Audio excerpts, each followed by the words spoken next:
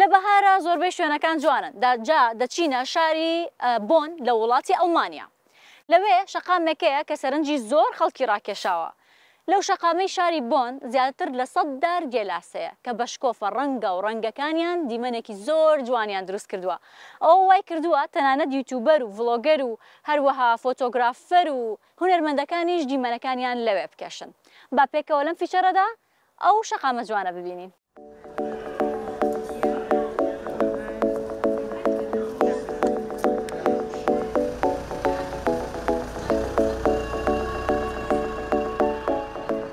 جوانترین و دلخواسترین جاده لپایتخت بره ی آلمانیا.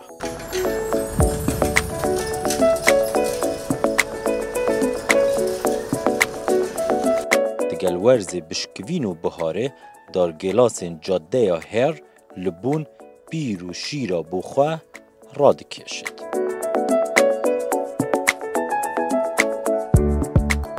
دیمن دلوکر خمروین و خیال آسا آفراندینه.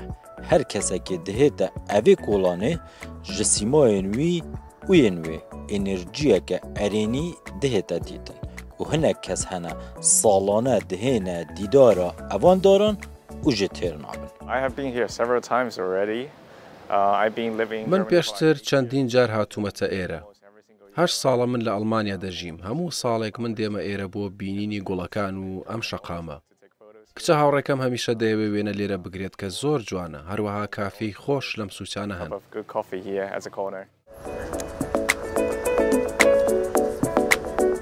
زیدەتری 20 ساڵایە ئەلباروی خەڵکی کۆلۆمبیا مینیمارکێتێک دوێ جادەیەدا هەیە.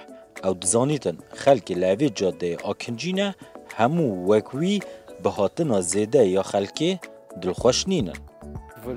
ئەم کاتە بۆ من زۆر جوانە. هیچ بارگرانیەک نییە. هەمیشە دڵخۆشم کە گێلاسەکان گوڵ دەگرن. ئەمە باڵاترین خاڵی خۆشیە و باشترینە لە لای من. نزیکی 15 ساڵایە ئەف جادە باڵا زێدە یا خەڵکێ دکێشید و لە گووری ئەلبارو دەبێژیت بەرێ زێدە خەڵکێ ژاپۆنێ دەهاتن. ژاپۆنیان پەیوەندیەکە ڕۆحی لەگەڵ بشکفتنا دارگێلاسان هەیە. لە سەرەتادا زیاتر خەڵکی ئاسیا و ژاپۆنی دەهاتنە ئێرە.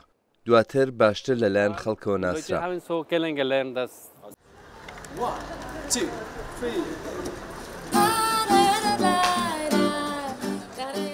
ماریون ئۆسۆبۆ دوو موزیسیانن خەڵکێ بۆنن ئەو کورتە ڤیدیۆیەکە ji بۆ nasandina ئەلبوما xweyan û di evî keşê xweş da tomar dikin.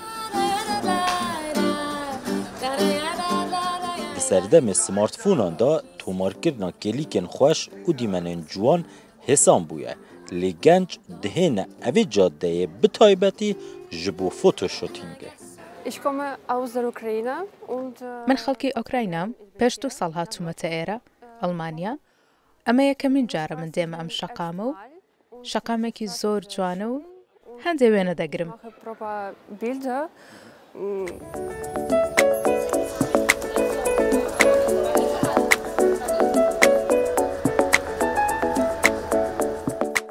Di çêrokên efsaneyî da gulbarîn heye. Divan rûjên destpêka buharê da li Almanya li evê cadeyê bi rastî û bêy mirov dest lê bidin gul dibarin. Kêmtir ji 100 darên gêlasan di evê cadeyê de ji bo xelkê bûn û her wisa.